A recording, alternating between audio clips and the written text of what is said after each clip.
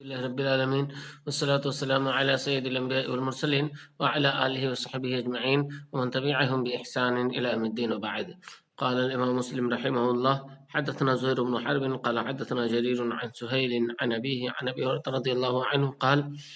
قال رسول الله صلى الله عليه وسلم: إذا سافرتم في الخصب فأعدوا الإبل حظها من الأرض إلى آخر الحديث. ہم لوگ صحیح مسلم میں کتاب الامارہ میں آخری ابواب پڑھ رہے ہیں. یہ باب ہے باب مراعات مصلحت الدواب فی السیر والنہی عن التعریس فی الطریق، کہ سفر میں جانوروں کی مصلحت کا خیال کرنا اور رات میں اچانک اپنے گھر پہ نہ آنا، اسی طرح سے راستے میں رات نہ گزارنا، راستے میں نہ سونا. قال حدثنا زهير بن حرب قال حدثنا جرير عن سهيل عن أبيه عن أبي هريرة رضي الله عنه قال قال رسول الله صلى الله عليه وسلم: إذا سافرتم في الخصب، اللہ کے رسول صلی اللہ علیہ وسلم نے فرمایا کہ جب تم سفر کرو فی الخصب، زرخیزی کے زمانے میں، زرخیزی کے زمانے میں جب ہر جگہ سرسبز اور شاداب ہو، اس وقت سفر کرو. جب شادابی ہو، سرسبزی ہو، اس وقت سفر کرو کسی جگہ پر. فَأَعْتُوا الْإِبِلَ حَظَّهَا مِنَ الْأَرْضِ، تو اونٹوں کو زمین کا جو ان کا حصہ بنتا ہے دے دو. تو اونٹوں کو ان کا زمین کا حصہ دے دو. کیا مطلب ہوا؟ یعنی اونٹوں کو تھوڑا دھیرے دھیرے چلاؤ تاکہ چرتے کھاتے چلیں. دھیرے دھیرے چلاؤ تاکہ چرتے کھاتے چلیں، وہ اپنا نصیبہ، اپنی روزی، اپنا حصہ پاتے چلیں. اذا سافرتم فی الخصب، جب تم شادابی میں چلو، زرخیزی میں چلو، ہریالی میں چلو. فاعتوا الابل حظها من الارض، تو اونٹوں کو ان کا حصہ جو زمین سے بنتا ہے دے دو. واذا سافرتم فی السنۃ، اور جب تم سفر کرو خشک سالی میں. سنتن کے معنی ویسے سال کے ہوتے ہیں، لیکن یہاں پر خشک سالی مراد ہے، جیسا کہ قرآن میں سنین بھی قحط سالی کو کہا گیا ہے یوسف علیہ السلام کے واقعے میں. تو یہاں پر مراد ہے قحط سالی میں، جب سوکھے کا زمانہ ہو، ایسا وقت ہو جب سبزے نہ ہو، راستے میں ہریالیاں نہ ہوں، تو جب اس وقت اونٹوں کو لے کر کے سفر کرو. فَأَسْرِعُوا عَلَيْهَا السَّيْرَ، تو ان پر تیزی سے سفر کرو. تو ان پر تیزی سے سفر کرو. جب ہریالی نہ ہو، خشک سالی ہو، تو تیزی سے سفر کرو. کیوں؟ تیزی سے سفر کرنے میں فائدہ یہ ہے کہ جب جلدی جلدی آپ چلیں گے تو جلدی سے اس خراب علاقے سے نکل جائیں گے، جلدی سے ایسی سرزمین سے جہاں پر ہریالی نہیں ہے وہاں سے آپ نکل جائیں گے ایسی جگہ پر جہاں پر کچھ ہریالی مل جائے. اور اگر آپ وہاں پر بہت دھیرے دھیرے چلیں گے تو ایسی صورت میں اونٹوں کی انرجی لگتی رہے گی، اور ممکن ہے پھر اونٹ تھکنے اور تھک ہار کر چور ہونے لگیں اور وہاں پر کوئی چیز ان کے کھانے کے لیے نہ ملے. تو کہا پھر وہاں پر تیزی سے آگے بڑھ جاؤ. تو اپنی رعایت کے بجائے جانوروں کی رعایت کرو. اگر ہریالی میں ہے تو آپ کو بہت اچھا لگے گا تیزی سے ان ہواؤں کو کھاتے ہوئے گزریں، لیکن اونٹوں کو ضرورت ہے کہ کچھ چرتے ہوئے چلیں، تو ان کا لحاظ کرو، دھیرے دھیرے چراتے ہوئے چلو. اسی طرح سے جب خشک سالی کا موقع ہوگا اور خشک جگہیں ہوں گی جہاں پر ہریالی نہیں ہوگی، تو ایسی صورت میں آپ کیا سوچیں گے کہ دھیرے دھیرے آرام سے چلتے ہیں. تو ایسا نہیں، بلکہ جلدی سے اس جگہ کو پار کر جاؤ. وَإِذَا عَرَّسْتُمْ بِاللَّيْلِ، اور جب تم رات میں کہیں قیام کرو. تعریس کے معنی ہوتے ہیں رات کے آخری حصے میں کہیں ٹھہرنا. تعریس رات کے آخری حصے میں کہیں ٹھہرنا. عام طور پہ سفر میں جو کیے جاتے ہیں، سفر رات میں چلتے ہیں، فوجیں رات میں چلتی ہیں اور سحر ہونے کے ٹائم ٹھہرتی ہیں. سحر ہونے کے ٹائم ٹھہرتی ہیں کیونکہ اس وقت تک چور ہو چکی ہوتی ہیں، تھک چکی ہوتی ہیں، تھکان سے چور ہو چکی ہوتی ہیں. تو اس وقت فوجیں ٹھہرتی ہیں. تو ٹھہرنے کے لیے کہا گیا کہ جب ٹھہرو تو اسی صورت میں راستوں کو چھوڑ دو، راستوں کو چھوڑ دو، ادھر ادھر ٹھہرو وادیوں میں، آس پاس میں. وَإِذَا عَرَّسْتُمْ بِاللَّيْلِ، اور جب تم رات میں ٹھہرو، رات میں قیام کرو کسی جگہ پر. فَاجْتَنِبُوا الطَّرِيقَ، تو راستے سے بچو. تو جو عام شاہراہیں ہیں ان سے بچو، کیونکہ بہت ساری وجوہات ہیں. ایک تو یہ کہ عام شاہراہوں سے اور لوگ بھی گزریں گے. اسی طرح سے خاص طور سے وہ صاف ستھری جگہیں ہوتی ہیں، تو کیڑے مکوڑے بھی جو جانور ہوتے ہیں، جانور بھی زیادہ تر ان جگہوں پہ آتے ہیں، اور راستوں میں خاص طور سے اس وجہ سے آتے ہیں کہ کچھ گری پڑی چیز ہو، جو قافلے ادھر سے گزرتے ہیں تو کھاتے پیتے قافلے گزرتے ہیں، تو کسی کی کھانے کی تھیلی ہے، اسی طرح سے کسی کے اور دیگر چیزوں کی تھیلی ہے جو پیچھے پھینکتے رہتے ہیں، یہ جانور پاتے ہیں اور پیچھے اس کو سمیٹتے اور کھاتے رہتے ہیں۔ تو راستوں سے چلو، راستوں سے ٹھہر کر سو، راستوں میں نہ سو، کیونکہ رات میں جانور انہی راستوں پر اپنی روزی تلاش کرنے کے لیے آتے ہیں۔ فَإِنَّهَا مَأْوَى الْحَوَامِّ بِاللَّيْلِ، کیونکہ رات میں یہ کیڑے مکوڑوں کا ٹھکانہ ہے، کیونکہ یہ رات میں کیڑے مکوڑوں کا ٹھکانہ ہے، یعنی کیڑے مکوڑے آتے ہیں اور وہ بچی کچی چیز جو ہم پھینکے رہتے ہیں اسی کو اپنی روزی اور خوراک بناتے ہیں۔ قال حدثنا قتيبة بن سعيد قال حدثنا عبد العزيز عن ابن محمد عن سهيل عن أبيه عن أبي هريرة رضي الله عنه أن رسول الله صلى الله عليه وسلم قال إذا سافرتم في الخصب، جب تم زرخیزی کے زمانے میں سفر کرو، فأعطوا الإبل حظها من الأرض، تو اونٹوں کو زمین کا ان کا نصیبہ دے دو۔ وإذا سافرتم في السنة، اور جب تم خشک سالی میں سفر کرو، فبادروا بها نقيها، تو تم جلدی کرو ان کے گودوں کو بچانے میں۔ فبادروا بها نقيها، تو تم ان کے گودے بچانے میں جلدی کرو۔ نقی کے معنی ہوتے ہیں گودا، یعنی ان کے پیروں کے گودے بچانے میں جلدی کرو، یعنی جلدی جلدی اس جگہ سے نکل جاؤ، کیونکہ اگر جلدی نہیں نکلو گے تو ایسی صورت میں وہ تھکتے جائیں گے یہاں تک کہ ان کے پیر کمزور ہو جائیں گے، اس کے گودے اور کیلشیم کم ہو جائیں گے، تو جلدی جلدی وہاں سے نکل جاؤ، کیونکہ یہ ساری چیزیں بنتی کہاں سے ہیں؟ جب کوئی چیز کھائی جاتی ہے وہیں سے کیلشیم بنتی ہے اور ساری چیزیں، تو اگر آپ نہیں کھلائیں گے، اس کا نصیبہ نہیں دیں گے، تو جسم اسی سے کھینچ کر کے اپنی ضرورت پوری کرے گا اور اس طرح سے وہ گودے سوکھ جائیں گے۔ تو آپ صلی اللہ علیہ وسلم نے فرمایا کہ ان کے گودوں کو بچانے میں جلدی کرو، ان کے گودوں کو بچانے میں جلدی کرو، یعنی وہ لاغر نہ ہونے پائیں۔ نقی کے معنی گودا، جسے ہم کیلشیم وغیرہ کہتے ہیں، جو ہڈیوں کے بیچ میں ہوتا ہے۔ وَإِذَا عَرَّسْتُمْ، اور جب تم رات میں ٹھہرو، فَاجْتَنِبُوا الطَّرِيقَ، تو راستوں سے بچو، فَإِنَّهَا طُرُقُ الدَّوَابِّ، کیونکہ یہ چوپایوں کا راستہ ہے، رات میں چوپائے ادھر سے گزرتے ہیں، درندے وغیرہ۔ وَمَأْوَى الْحَوَامِّ بِاللَّيْلِ، کیونکہ یہ درندوں کا راستہ، کیونکہ یہ چوپایوں کا راستہ اور رات میں کیڑے مکوڑوں کا ٹھکانہ ہے۔ اس کے بعد آگے دیکھیں، باب ہے کہ سفر کوئی اچھی چیز نہیں ہے، بڑی مشقت والی چیز ہے، اور یہ مشقت گویا کہ جہنم کا ایک عذاب ہے، گویا کہ عذاب کا ایک ٹکڑا ہے یہ سفر بھی۔ کون آدمی چاہتا ہے کہ اسے گھر سے باہر نکلنا پڑے؟ ہر آدمی چاہتا ہے کہ ہمارے گھر پہ روزی آتی رہے، ہم کھاتے پیتے رہیں، آرام کرتے رہیں، لیکن سفر اس کو کرنا پڑتا ہے کسی مجبوری کے تحت، چاہے کہ مزید روپیہ کمائے یا مزید علم حاصل کرے یا اپنے قوم کا دفاع کرے، یا کوئی خاص مجبوری ہوتی ہے، اسی وجہ سے آدمی سفر کرنا چاہتا ہے۔ تو اگر یہ سفر اللہ کے لیے ہے تو گویا کہ بڑے اجر کا سفر ہے، ورنہ سفر مشقت آمیز تو مجموعی طور پر ہے ہی۔ وہی حدیث آگے آ رہی ہے، باب ہے السفر قطعۃ من العذاب، سفر یا عذاب کا ایک ٹکڑا ہے۔ واستحباب تعجیل المسافر الى اہلہ بعد قضاء شغلہ، اور یہ کہ مستحب ہے کہ مسافر اپنے گھر کو پہنچ جائے اپنی ضرورت پوری کرنے کے فوراً بعد، یعنی جس مقصد کے لیے وہ سفر میں نکلا تھا وہ مقصد پورا ہو تو پھر اپنے اہل و عیال میں لوٹ جائے۔ قال حدثنا عبد الله بن مسلمة بن قعنب وإسماعيل بن أبي ويس وأبو مصعب الزهري ومنصور بن مزاحم وقتيبة بن سعيد قالوا حدثنا مالك قال وحدثنا يحيى بن يحيى التميمي واللفظ له قال قلت لمالك، کہہ رہے ہیں کہ میں نے امام مالک سے پوچھا، یحییٰ بن یحییٰ تمیمی کہہ رہے ہیں کہ میں نے اپنے استاذ امام مالک سے پوچھا،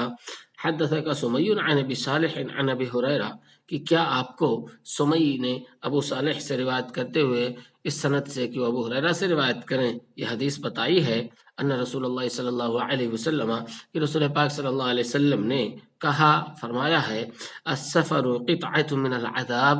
سفر عذاب کا ایک ٹکڑا ہے، یمنع احدکم، تم میں سے کسی بھی شخص کو روک دیتا ہے سفر، نومہ، اس کی نیند سے، وطعامہ، اس کے کھانے سے، وشرابہ، اور اس کے پینے سے، تم میں سے کسی بھی شخص کو یہ سفر اس کی نیند، اس کے کھانے اور پینے سے اس کو روک دیتا ہے، یعنی سفر میں اچھی نیند، اچھا کھانا پینا نہیں مل پاتا ہے۔ فَإِذَا قَضَىٰ أَحَدُكُمْ نَحْمَتَهُ، تو جب تم میں سے کوئی شخص اپنی ضرورت پوری کر لے، نحمت مانے حاجت، خواہش، تو جب تم میں سے کوئی شخص اپنی ضرورت پوری کر لے، من وجہ، جو اس کے سامنے ہو، تو جب تم میں سے کوئی شخص اپنا مقصد پورا کر لے جو اس کے سامنے ہے، یعنی جس مقصد کے لیے وہ چلا ہے اس کو پورا کر لے، فَلْيُعَجِّلْ إِلَىٰ أَهْلِهِ، تو چاہیے کہ وہ اپنے اہل و عیال کے لیے جلدی کرے، تو چاہیے کہ وہ اپنے اہل و عیال میں جلدی سے پہنچے۔ تو یحییٰ کہہ رہے ہیں امام مالک سے میں نے یہ پوچھا کہ کیا آپ کو یہ حدیث پہنچی ہے؟ قال نعم، تو امام مالک نے کہا جی ہاں، امام مالک نے کہا جی ہاں، گویا کہ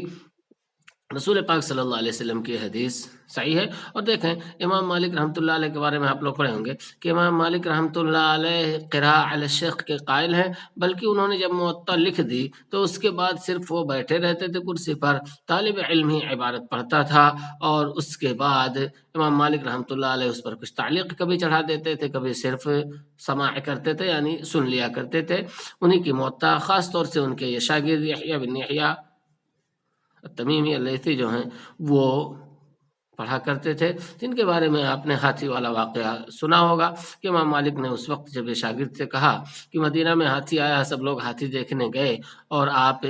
کیوں نہیں گئے؟ تو انہوں نے کہا کہ میں پڑھنے آیا تھا۔ تو انہی شاگرد اور استاذ کا یہ تذکرہ ہے، اور یہ امام مسلم رحمۃ اللہ علیہ نے جس انداز میں ان تک روایت پہنچی اس انداز میں پیش کر کے ہم کو بتانا چاہا ہے کہ یہ حدیث صحیح ہے، بڑی اچھی سند سے ہم تک پہنچی ہے۔ ٹھیک، تو یہاں پر کیا بتایا گیا ہم کو؟ یہاں پر یہ بتایا گیا ہے کہ آدمی کو جب اس کا سفر کرنا ہے تو سفر میں ایک مقصد لے کر کے چلے، کوئی مقصد ہو تو اس مقصد کے لیے سفر کرے، اور اس کے بعد جب وہ مقصد پورا ہو جائے تو پھر لوٹ کر کے اپنے بال بچوں میں آ جائے، بلا وجہ کی وقت گزاری وہاں پر نہ کرے۔ اس کے بعد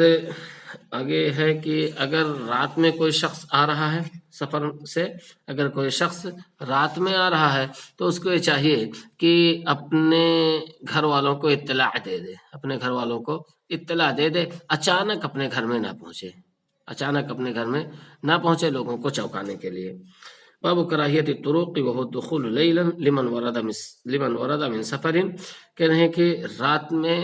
آنے کی کراہیت، طرق دروازہ کھٹکھٹانے کی، طرق کے معنی ہوتے ہیں کھٹکھٹانا، طرق اچانک کھٹکھٹانے کی، تو اچانک کھٹکھٹانے کی کراہت یعنی رات میں آ کر اچانک کھٹکھٹانے کی کراہت۔ وہ دخول لیلا، طرق کہتے ہیں رات میں آنے کو، رات میں کھٹکھٹانے کو۔ لمن ورد من سفر، اس شخص کے لیے کراہت جو سفر سے آیا ہو۔ قال حدثني ابو بكر بن ابي شيبه قال حدثنا يزيد بن هارون عن همام عن اسحاق بن عبد الله بن ابي طلحه عن رسول الله صلى الله عليه وسلم كان لا يطرق اهله ليلا، اللہ کے رسول صلی اللہ علیہ وسلم اپنے گھر والوں کے پاس اچانک رات میں نہیں آتے تھے۔ وكان ياتيهم غدوة او عشية، آپ ان کے پاس صبح میں یا شام میں آیا کرتے تھے، اچانک رات میں نہیں آتے تھے۔ اگر مدینہ پہنچ بھی جاتے تھے اپنے لاؤ لشکر کو لے کر کے اور رات ہو جاتی تھی تو ٹھہر جاتے تھے، اس کے بعد صبح میں پہنچتے تھے۔ اسی طرح سے دن میں جب پہنچ جاتے تھے 12-1 بجے 2 بجے، تو ایسی صورت میں مدینہ کے باہر رک کر کے اور اطلاع پہنچا دیا کرتے تھے تاکہ لوگ تیاری کر لیں، پھر شام میں پہنچتے تھے۔ قال وحدثني زهير بن حرب قال حدثنا عبد الصمد بن عبد الوارث قال حدثنا همام قال حدثنا اسحاق بن عبد الله بن ابي طلحه عن انس عن النبي صلى الله عليه وسلم مثله غير انه قال كان لا يدخل، آپ صلی اللہ علیہ وسلم داخل نہیں ہوتے تھے رات میں۔ آگے والی حدیث ہے وحدثني اسحاق بن سالم قال حدثنا هشام قال اخبرنا سيار قال وحدثنا يحيى بن يحيى واللفظ له قال اخبرنا هشام عن سيار عن الشعبي عن جابر بن عبد الله رضي الله عنهما قال كنا مع النبي صلی اللہ علیہ وسلم فی غزات، كنا مع رسول اللہ صلی اللہ علیہ وسلم فی غزات، ہم لوگ ایک غزوہ میں رسول پاک صلی اللہ علیہ وسلم کے ساتھ تھے، غزوہ تبوک مراد ہے۔ فلما قدمنا المدینہ ذهبنا لندخل، تو جب ہم مدینہ پہنچے تو ہم چلے تاکہ ہم مدینہ میں داخل ہو جائیں۔ فقال امہلوا، تو آپ صلی اللہ علیہ وسلم نے فرمایا ٹھہرو، حتی ندخل لیلا، تاکہ ہم لوگ رات میں داخل ہوں، ای عشاء یعنی شام میں، کیونکہ آپ صلی اللہ علیہ وسلم دوپہر کے وقت پہنچے تھے تو اچانک پہنچنے سے منع کیا ہے، تو آپ نے اطلاع پہنچائی اور اس کے بعد پھر شام میں پہنچے۔ کہا کیوں آپ نے اطلاع پہنچائی، کیوں فوراً نہیں گئے؟ کئی تمتشط الشعیثۃ، تاکہ کنگھا کر لے بکھرے بال والی، وتستحد المغیبۃ، اور بال صاف کر لے وہ جس کا شوہر نہیں تھا، جس کا شوہر سفر پہ تھا، مغیبہ جس کا شوہر سفر پر گیا ہوا ہو، جس کا شوہر اس سے غائب ہو یعنی سفر وغیرہ پر گیا ہو۔ تو تمتشطہ مانے بال صاف کرنا، تمتشطہ بال میں کنگھا کرنا، شعیثہ بکھرے بال والی، اور تستحدہ لوہا استعمال کرنا، مطلب لوہے سے بال چھیلنا، صاف کرنا۔ قال حدثنا محمد بن مثنى قال حدثني عبد الصمد قال حدثنا شعبة عن سيار عن عامر عن جابر رضی اللہ عنہ قال قال رسول اللہ صلی اللہ علیہ وسلم اذا قدم احدكم ليلا، جب تم میں سے کوئی شخص رات میں آئے، فلا يأتين اهله طروقا، تو اپنے گھر والوں کے پاس اچانک نہ آئے، تو ہرگز وہ اپنے گھر والوں کے پاس اچانک نہ آئے، حتی تستحد المغیبۃ، یہاں تک کہ جس کا شوہر چلا گیا تھا وہ بال صاف کر لے، وہ تمتشط شعیثۃ، اور کنگھی کر لے وہ جس کے بال الجھے ہوئے ہوں۔ قال وحدثني ابن حبيب قال حدثنا روح بن عبادة قال حدثنا شعبة قال حدثنا سيار بهذا الاسناد مثله. قال وحدثنا محمد بن بشير قال حدثنا محمد يعني بن جعفر قال حدثنا شعبة عن عاصم عن الشعبي عن جابر بن عبد الله رضي الله عنهما قال نهى رسول الله صلى الله عليه وسلم اذا اطال الرجل الغيبة، یعنی کہ اللہ کے رسول صلی اللہ علیہ وسلم نے منع فرمایا ہے کہ جب آدمی کی غیر حاضری طویل ہو جائے، ان یاتی اہلہ طروقا، وہ اپنے گھر والوں کے پاس اچانک آئے، اس سے منع فرمایا ہے کہ اگر طویل غیر حاضری ہو تو اچانک اپنے گھر والوں کے پاس آئے۔ یہ الگ چیز ہے کہ ابھی گھر سے نکلا اچانک فوراً پہنچ گیا تو یہ الگ چیز ہے، لیکن 2-4 دن کے لیے، ہفتے کے لیے، مہینے بھر کے لیے چلا جائے سفر پر، اس کے بعد پھر اچانک پہنچے تو گھر میں گھس جائے، اس سے منع فرمایا ہے۔ قال وحدثني ابن حبيب قال حدثنا روح قال حدثنا شعبة بهذا الاسناد قال وحدثنا ابو بكر بن ابي شيبة قال حدثنا وكيع عن سفيان عن محارب عن جابر قال نهى رسول اللہ صلی اللہ علیہ وسلم ان يطرق الرجل اهله ليلا، اللہ کے رسول صلی اللہ علیہ وسلم نے منع فرمایا ہے کہ کوئی آدمی اپنے گھر والوں کا دروازہ رات میں کھٹکھٹائے، يتخونهم، ان کی خیانت تلاش کرے، يتخونهم، ان کی خیانت تلاش کرے، یعنی یہ سوچے کہ میں نے جیسے کہا تھا اس کو رہنے کے لیے ایسے رہ رہے ہیں یا ایسے نہیں رہ رہے ہیں، تو اس مقصد کے لیے آدمی اچانک رات میں آئے، اس سے منع کیا گیا ہے۔ او يطلب عثراتهم، یا یہ کہ ان کی غلطیاں ٹٹولے، یا ان کی غلطیاں، عثرات مانے غلطی، لغزش، ان کی لغزشیں ٹٹولنے کے لیے یا ان کی خیانت پکڑنے کے لیے رات میں اس طرح آدمی آئے، اس سے آپ صلی اللہ علیہ وسلم نے منع فرمایا ہے، کیونکہ اس سے آپس میں ایک دوسرے کے اعتماد میں کمی واقع ہوتی ہے۔ قال وحدثني محمد بن مثنى قال حدثنا عبد الرحمن قال حدثنا سفيان بهذا الاسناد قال عبد الرحمن قال سفيان لا ادري هذا في الحديث ام لا، سفیان کرے مجھے نہیں پتا کہ یہ حدیث کا ٹکڑا ہے یا نہیں، یعنی ان يتخونهم او يلتمس عثراتهم، یعنی یہ کلمہ کہ ان کی غلطیاں پکڑے یا ان کی غلطیاں تلاش کرے۔ قال وحدثنا محمد بن مثنى قال حدثنا محمد بن جعفر قال وحدثنا عبد الله بن معاذ قال حدثنا ابي قال جميعا حدثنا شعبة عن محارب بن جابر عن النبي صلی اللہ علیہ وسلم بکراہت الطرق، نبی صلی اللہ علیہ وسلم سے انہوں نے روایت کی ہے رات میں اچانک آنے والی کراہت کی روایت کی ہے کہ رات میں اچانک کوئی آدمی آئے، مکروہ ہے، اور مکروہ کا مطلب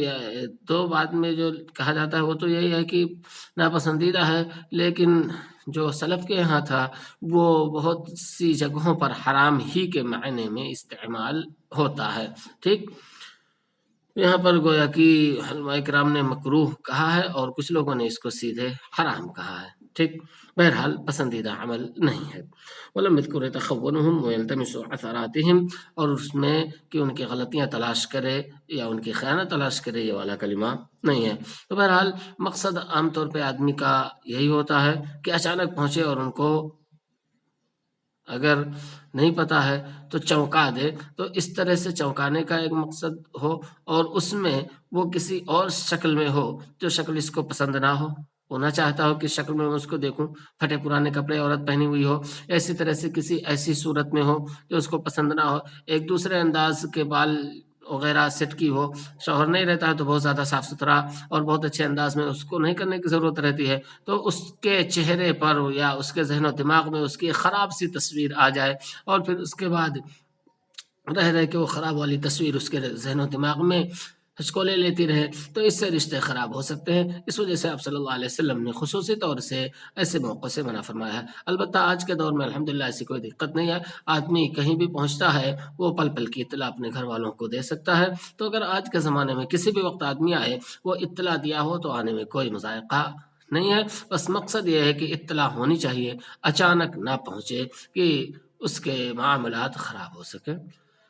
صلی اللہ علیہ نبینا محمد وعلی آلہ وصحبہ وسلم۔ آج یہ کتاب الامارہ مکمل ہو گئی ہے۔ اب انشاءاللہ ہم لوگ کتاب الاقضیہ کی طرف لوٹیں گے، اور کتاب الاقضیہ کی کچھ حدیثیں ہم نے پڑھ لی تھیں، اس کے آگے کی حدیثیں کل سے